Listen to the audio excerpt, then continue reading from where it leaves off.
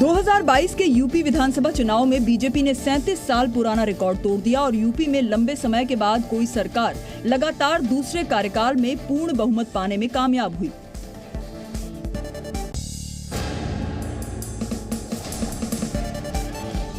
UP की 403 विधानसभा सीटों में से बीजेपी को 255 सीटें मिली, तो वहीं समाजवादी पार्टी को 111 सीट मिली। कांग्रेस 2 और बीएसपी सिर्फ 1 सीट पर सिमट कर रह गई।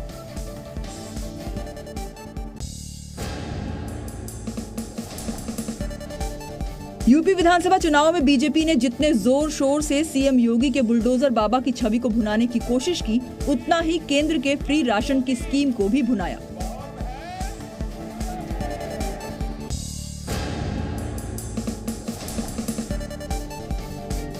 चुनाव प्रचार के दौरान सीएम योगी ने 200 से ज्यादा रैलियां की, तो वहीं पीएम मोदी ने 27 चुनावी सभाओं को संबोधित। ये अपने खेत में 2000 मछलियां पाल के हर 6 महीने में 3 लाख तक कमा रहे हैं। आपको भी ये करना है, इनसे सीखना है तो फ्रीडम ऐप को अभी डाउनलोड कीजिए। संबोधित किया। इसी बीच योगी और मोदी की एक तस्वीर काफी वायरल हुई, जिसमें प्रधानमंत्री मोदी योगी के कंधे पर हाथ डाले दिखाई दिए।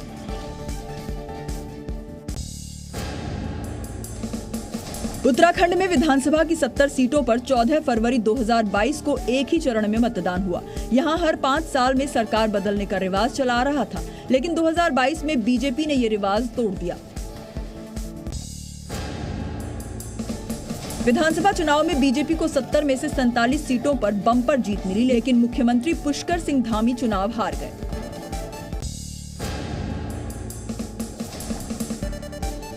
पुष्कर धामी भले ही चुनाव हार गए, लेकिन बीजेपी ने उनके नेतृत्व पर भरोसा जताया और फिर से उन्हें उत्तराखंड का मुख्यमंत्री बनाया। विधानसभा चुनाव में कांग्रेस को 19 सीटें मिली, जबकि बीएसपी को 2 सीटों पर जीत मिली। इसके अलावा 2 सीटों पर निर्दलीय उम्मीदवार विजयी रहे। आम आदमी पार्टी, उत्तराखंड क्रांति दल और AIMIM का खाता भी नहीं खुला।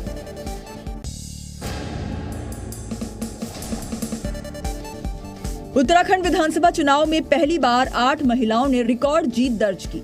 इसमें बीजेपी की 6 तो कांग्रेस की 2 महिला विधायक शामिल हैं। खास बात ये रही कि इन सभी महिलाओं ने अपने विरोधियों को भारी अंतर से मात दी।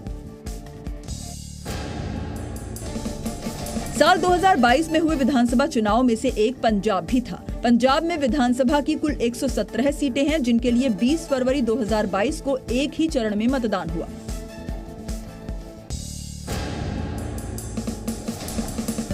चुनाव में आम आदमी पार्टी को कुल 92 सीटों पर जीत मिली, जबकि उस समय पंजाब की सत्ता पर काबिज कांग्रेस को सिर्फ 18 सीटें ही मिल पाईं।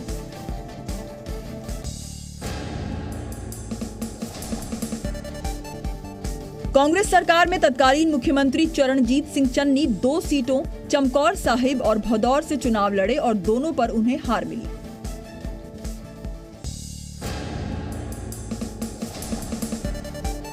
कभी पंजाब में एक छत्र राज करने वाले शिरोमणि अकाली दल और उनके सहयोगियों को 2022 विधानसभा चुनाव में सिर्फ 4 सीटें ही मिली।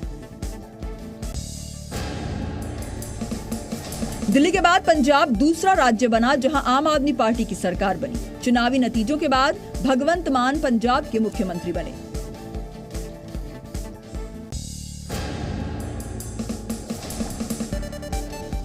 गोवा विधानसभा की 40 सीटों के लिए 14 फरवरी 2022 को एक ही चरण में मतदान हुआ था। विधानसभा चुनाव में बीजेपी को सबसे ज्यादा सीटें मिली, पर उसे बहुमत से 1 सीट कम मिली। बीजेपी को 40 में से 20 सीटों पर जीत मिली, जबकि कांग्रेस 11 सीटें जीतकर दूसरे नंबर पर रही। गोवा में आम आदमी पार्टी को 2 सीटें मिली। गोवा विधानसभा चुनाव के बाद प्रमोद सावंत फिर से गोवा के मुख्यमंत्री बने। गोवा में 2012 से लगातार बीजेपी की सरकार है। मणिपुर विधानसभा की सभी 60 सीटों के लिए 28 फरवरी और 5 मार्च को 2 चरणों में मतदान हुआ। राज्य में लगातार दूसरी बार बीजेपी को सत्ता की चाबी मिली। विधानसभा चुनाव में सत्तारूढ़ बीजेपी को 32 सीटों पर जीत मिली। लगातार दूसरी बार एन बीरेन सिंह राज्य के मुख्यमंत्री बने। चुनाव में कांग्रेस को सिर्फ 5 सीटें मिली।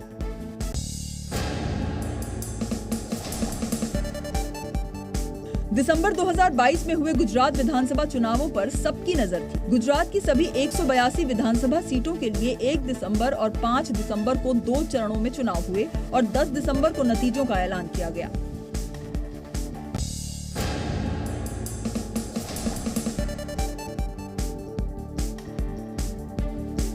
गुजरात विधानसभा चुनाव में बीजेपी ने 156 सीटों पर ऐतिहासिक जीत दर्ज की और भूपेंद्र पटेल दूसरी बार मुख्यमंत्री बने।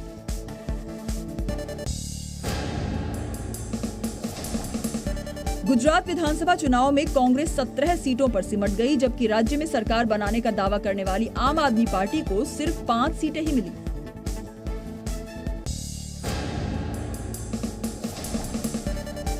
हिमाचल प्रदेश विधानसभा की सभी 68 सीटों के लिए 12 नवंबर 2022 को एक ही चरण में मतदान हुआ था। 68 में से 40 सीटें जीतकर कांग्रेस ने सत्ता में वापसी की।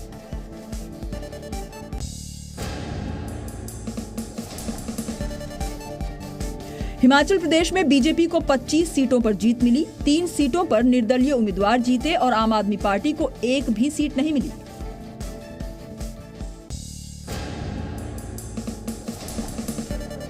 चुनाव जीतने के बाद कांग्रेस ने कद्दावर नेता सुखविंदर सिंह सुक्खू को हिमाचल प्रदेश का मुख्यमंत्री बनाया। साल 2022 में आम आदमी पार्टी ने एमसीडी चुनाव में शानदार जीत दर्ज की। आम आदमी पार्टी ने 134 सीटें जीतकर बीजेपी को हरा दिया।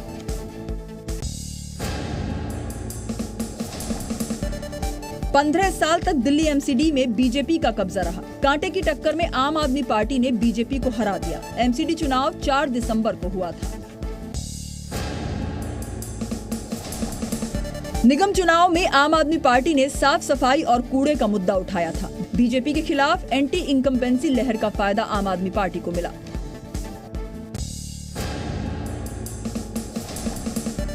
एमसीडी चुनाव में आम आदमी पार्टी को घेरने के लिए बीजेपी ने दिल्ली सरकार के स्कूल, अस्पताल और यमुना की गंदगी को मुद्दा बनाया था।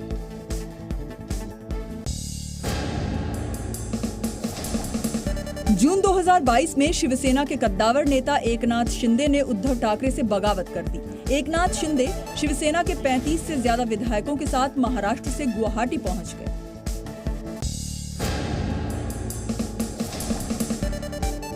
एकनाथ शिंदे की बगावत से महाराष्ट्र की महाविकास अघाड़ी की सरकार गिर गई। एकनाथ शिंदे ने बीजेपी से हाथ मिलाकर कांग्रेस, शिवसेना और एनसीपी गठबंधन को झटका दिया।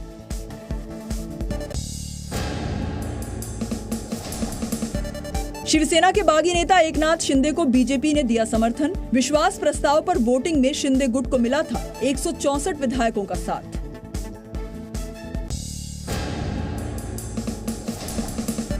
जून 2022 को एकनाथ शिंदे ने महाराष्ट्र के मुख्यमंत्री पद की शपथ ली। पूर्व सीएम देवेंद्र फडणवीस को डिप्टी सीएम बनाया गया।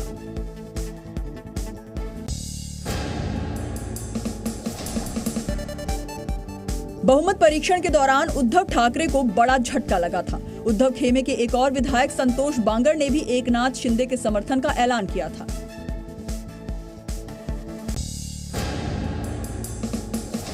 महाराष्ट्र में हुए सत्ता परिवर्तन के बाद चुनाव चिन्ह और शिवसेना पार्टी के नाम पर जंग शुरू हो गई। उद्धव और शिंदे गुट ने उपचुनाव से पहले शिवसेना के नाम और इलेक्शन सिंबल पर दावे किए। महाराष्ट्र में सत्ता परिवर्तन के बाद पात्रा चौल घोटाले में शिवसेना नेता संजय राउत गिरफ्तार हुए थे। सुप्रीम कोर्ट से जमानत मिलने के बाद उनकी रिहाई हुई थी। रिहाई के बाद संजय राउत ने कहा था कि बीजेपी के इशारे पर महाराष्ट्र में बदले की राजनीति जारी है।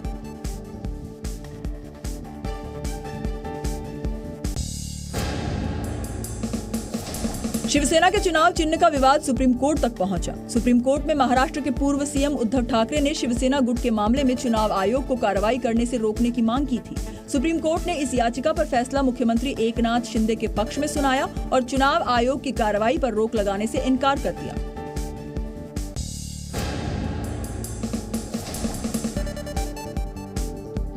महाराष्ट्र में सरकार बनाने के बाद एकनाथ शिंदे ने शिवसेना के नाम पर अपना दावा किया था। शिंदे गुट ने चुनाव आयोग से मांग की थी कि उनके गुट को असली शिवसेना के रूप में मान्यता मिले और पार्टी का चुनाव चिन्ह तीर धनुष भी आवंटित किया जाए।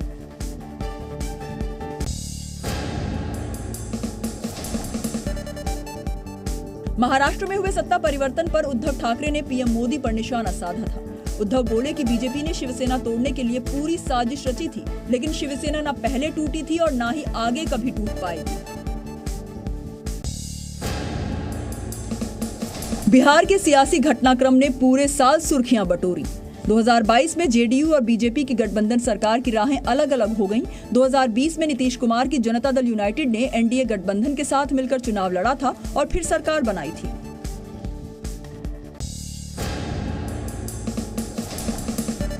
– 2022 बिहार में सत्ता परिवर्तन का साल साबित हुआ। बीजेपी के साथ गठबंधन तोड़कर नीतीश कुमार ने आरजेडी के साथ हाथ मिला लिया।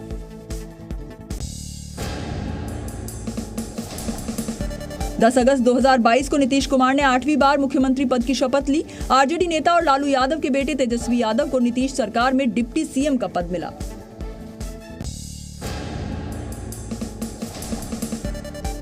आठवीं बार बिहार के मुख्यमंत्री बनने के साथ ही नीतीश ने 2024 को अपना टारगेट बनाया। नीतीश ने विपक्ष के सभी बड़े नेताओं से मुलाकात की। आरजेडी से गठबंधन के बाद नीतीश कुमार के करीबी नेता ने पार्टी छोड़ी। जेडीयू के राष्ट्रीय अध्यक्ष और केंद्र में मंत्री रहे आरसीपी सिंह ने अगस्त 2022 में जेडीयू से इस्तीफा दे दिया। इस्तीफा देने के बाद आरसीपी सिंह बोले, नीतीश कुमार 7 जन्म में भी प्रधानमंत्री नहीं बन पाएंगे।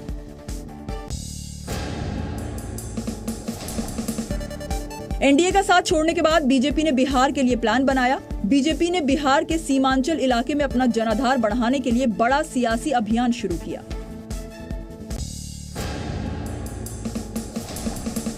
गृह मंत्री अमित शाह ने 11 अक्टूबर 2022 को जयप्रकाश नारायण के जन्म स्थान सारण के सिताब दियारा में श्रद्धांजलि दी। जेपी की जन्मभूमि से अमित शाह ने बीजेपी के मिशन बिहार को रफ्तार दी थी।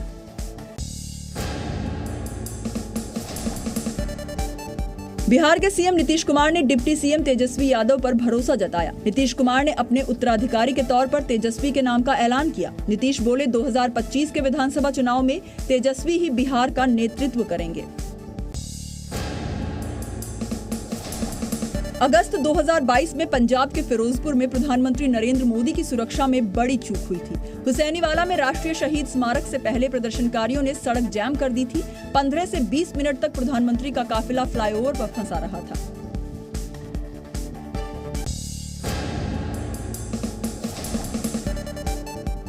पंद्रह से 20 मिनट तक प्रधानमंत्री का काफिला फ्लाईओवर पर फंसा रहा था।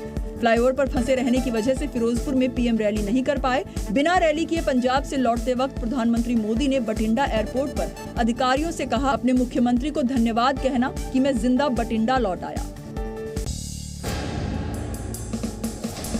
प्रधानमंत्री की सुरक्षा में हुई चूक के मामले में पंजाब सरकार के बंदोबस्त पर सवाल उठे थे। तत्कालीन सीएम चरणजीत सिंह चन्नी ने दावा किया था कि पंजाब में प्रधानमंत्री की सुरक्षा को लेकर कोई खतरा नहीं था। प्रधानमंत्री की सुरक्षा में चूक मामले में पंजाब सरकार ने जस्टिस मेहताब सिंह गिल और गृह सचिव अनुराग वर्मा के साथ एक कमेटी का गठन किया था। केंद्र सरकार ने सुरक्षा सचिव की अध्यक्षता में एक कमेटी का गठन किया था। सुप्रीम कोर्ट ने प्रधानमंत्री की सुरक्षा चूक मामले में सुनवाई करते हुए पंजाब सरकार और केंद्र सरकार की कमेटी को खारिज कर दिया था।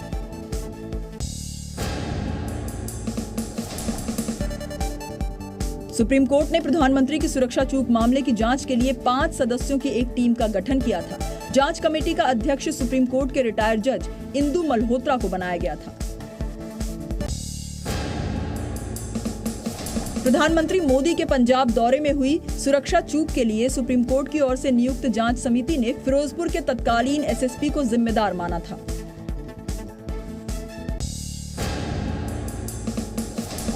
सुप्रीम कोर्ट को सौंपी रिपोर्ट में जांच कमेटी ने कहा था कि पर्याप्त सुरक्षा बल उपलब्ध होने के बाद भी फिरोजपुर के एसएसपी अपने कर्तव्य का पालन नहीं कर पाए, जिसकी वजह से प्रधानमंत्री की सुरक्षा में चूक हुई थी।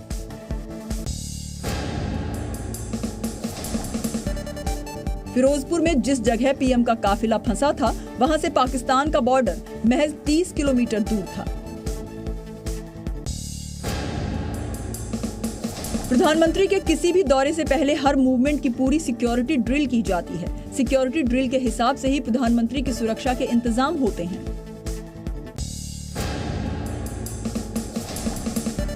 मई 2022 को बीजेपी की तत्कालीन प्रवक्ता नूपुर शर्मा ने एक टीवी शो के दौरान पैगंबर साहब पर विवादित बयान दिया था। विवादित बयान के बाद देश के कई इलाकों में हिंसा हुई थी।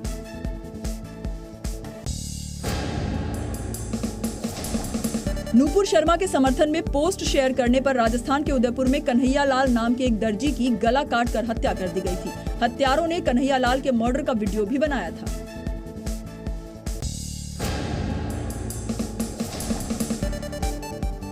महाराष्ट्र के अमरावती में भी नूपुर शर्मा के समर्थन में पोस्ट करने पर केमिस्ट उमेश कोहले की हत्या कर दी गई। सीसीटीवी वीडियो के आधार पर आरोपियों की पहचान हुई थी।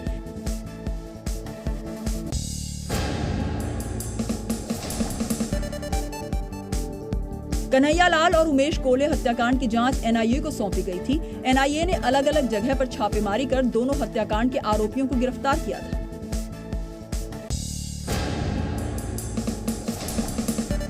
कन्हैया लाल मर्डर केस में एनआईए ने अपनी चार्जशीट में चौंकाने वाले खुलासे किए थे। चार्जशीट के मुताबिक पाकिस्तान के कराची से हत्या की साजिश रची गई थी। चार्जशीट में एनआईए ने 2 पाकिस्तानी नागरिकों को भी आरोपी बनाया है। 7 सितंबर को कांग्रेस नेता राहुल गांधी ने भारत जोड़ो यात्रा की शुरुआत की थी। तमिलनाडु के कन्याकुमारी से शुरू हुई इस यात्रा में राहुल गांधी को 150 दिन में 3570 किलोमीटर का सफर पैदल तय करना है। यात्रा का आखिरी पड़ाव जम्मू कश्मीर होगा। इस दौरान ये यात्रा 12 राज्यों और देश के 20 शहरों से होकर गुजरेगी। भारत जोड़ो यात्रा में कई विवाद सामने आते रहे। सबसे पहले राहुल गांधी की टी शर्ट को लेकर बीजेपी ने आरोप लगाया कि राहुल गांधी महंगे बर्बरी ब्रांड की टी शर्ट पहनकर घूम रहे हैं। बीजेपी की तरफ से टी शर्ट का मुद्दा उठाने के बाद राहुल की घड़ी और उनके जूतों को लेकर भी विवाद उठा। 6 अक्टूबर को पूर्व कांग्रेस अध्यक्ष सोनिया गांधी पहली बार भारत जोड़ो यात्रा में शामिल हुए। यात्रा के दौरान सोनिया गांधी के जूते की लेस बांधते हुए राहुल गांधी की तस्वीर आई, जो सोशल मीडिया पर बहुत वायरल हुई।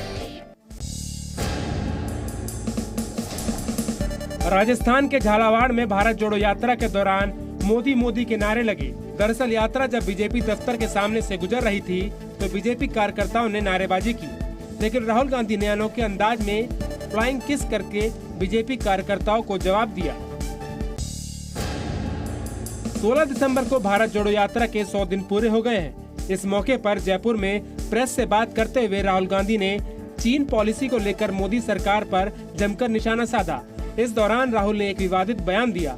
राहुल ने कहा कि अरुणाचल में हमारे जवान पिट रहे हैं। राहुल के इस बयान पर जमकर बवाल भी हुआ। भारत जोड़ो यात्रा को लेकर केंद्रीय स्वास्थ्य मंत्री मनसुख मांडविया ने राहुल गांधी को चिट्ठी लिखी। लेटर में यात्रा के दौरान कोरोना फैलाने की आशंका जताई गई। स्वास्थ्य मंत्री ने लिखा कि अगर यात्रा के दौरान नियमों का पालन नहीं हो पा रहा है तो राहुल गांधी देश हित में इस यात्रा को रोक दें। स्वास्थ्य मंत्री की चिट्ठी पर कांग्रेस नेताओं ने जमकर निशाना साधा। कांग्रेस ने कहा, अगर सरकार ने नियम बनाए हैं तो जरूर पालन होगा। राहुल गांधी ने कोरोना संक्रमण को यात्रा रोकने की साजिश बताया। 24 दिसंबर को भारत जोड़ो यात्रा दिल्ली पहुंची। इस दौरान राहुल गांधी के साथ सोनिया गांधी, प्रियंका गांधी वाड्रा और रॉबर्ट वाड्रा समेत कांग्रेस के कई बड़े नेता शामिल हुए। इस समय भारत जोड़ो यात्रा में 9 दिन का ब्रेक है। 3 जनवरी से यात्रा दोबारा शुरू होगी। भारत जोड़ो यात्रा के दौरान राहुल गांधी की सुरक्षा में चूक का आरोप लगाते हुए कांग्रेस ने गृह मंत्रालय को चिट्ठी लिखी। कांग्रेस ने लिखा कि राहुल की यात्रा अब संवेदनशील राज्यों से होकर गुजरेगी, लिहाजा राहुल गांधी समेत यात्रा में शामिल सभी लोगों की सुरक्षा सुनिश्चित की जाए। राहुल गांधी की सुरक्षा में चूक के आरोपों पर सीआरपीएफ ने बयान जारी किया। सीआरपीएफ ने बताया कि बीते 2 साल में राहुल गांधी ने खुद 113 बार सुरक्षा प्रोटोकॉल्स को तोड़ा है। 24 दिसंबर को यात्रा के दौरान दिल्ली पुलिस ने पर्याप्त सुरक्षा व्यवस्था की थी। बीजेपी ने कांग्रेस के आरोपों को सिर्फ सुर्खियों में बने रहने का जरिया बताया।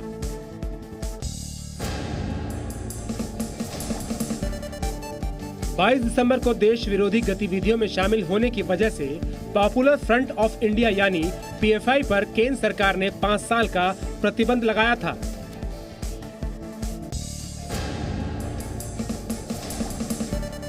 वित्तीय नियमों को ताक पर रखकर पीएफआई और उससे जुड़े संगठन देश विदेश से पैसे लेते थे, फिर इन पैसों को देश विरोधी गतिविधियों में इस्तेमाल होता था।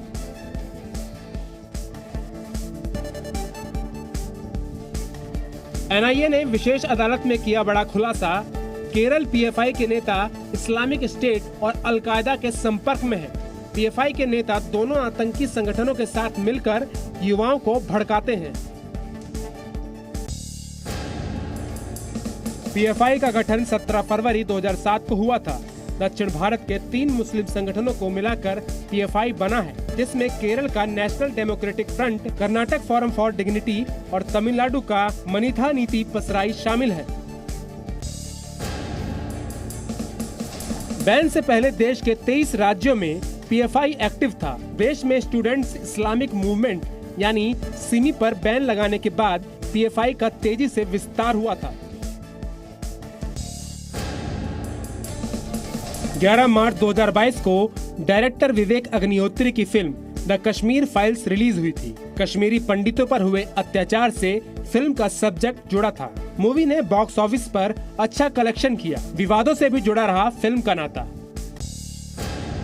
फिल्म द कश्मीर फाइल्स को टैक्स फ्री करने को लेकर विवाद हुआ। मध्य प्रदेश, गुजरात, हरियाणा और कर्नाटक जैसे बीजेपी शासित राज्यों में फिल्म को टैक्स फ्री किया गया था। टैक्स फ्री के सवाल पर दिल्ली के CM अरविंद केजरीवाल ने विवादित बयान दिया था। फिल्म को YouTube पर डालने की सलाह दी थी। केजरीवाल बोले, YouTube पर पूरा देश फ्री में फिल्म देख लेगा। भारतीय अंतर्राष्ट्रीय फिल्म फेस्टिवल के जूरी हेड नादव लेपिड ने द कश्मीर फाइल्स पर विवादित बयान दिया था। जूरी हेड ने फिल्म को प्रोपेगेंडा फिल्म बताया। विवाद बढ़ने के बाद इजरायली राजदूत नाओर गिलोन को माफी मांगनी पड़ी थी। भारतीय अंतर्राष्ट्रीय फिल्म फेस्टिवल के जूरी हेड नादव लेपिड ने द कश्मीर फाइल्स पर विवादित बयान दिया था। जूरी हेड ने फिल्म को प्रोपेगेंडा फिल्म बताया था। विवाद बढ़ने के बाद इजरायली राजदूत नाओर गिलोन को माफी मांगनी पड़ी थी।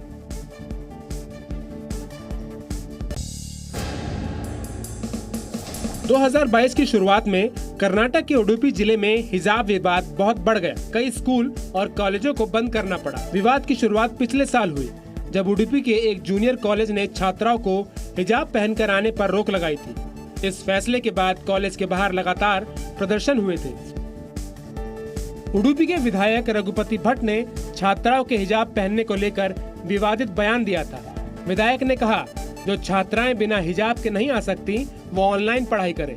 ये अपने खेत में 2000 मछलियां पाल के हर 6 महीने में 3 लाख तक कमा रहे हैं। आपको भी ये करना है, इनसे सीखना है तो फ्रीडम ऐप को अभी डाउनलोड कीजिए।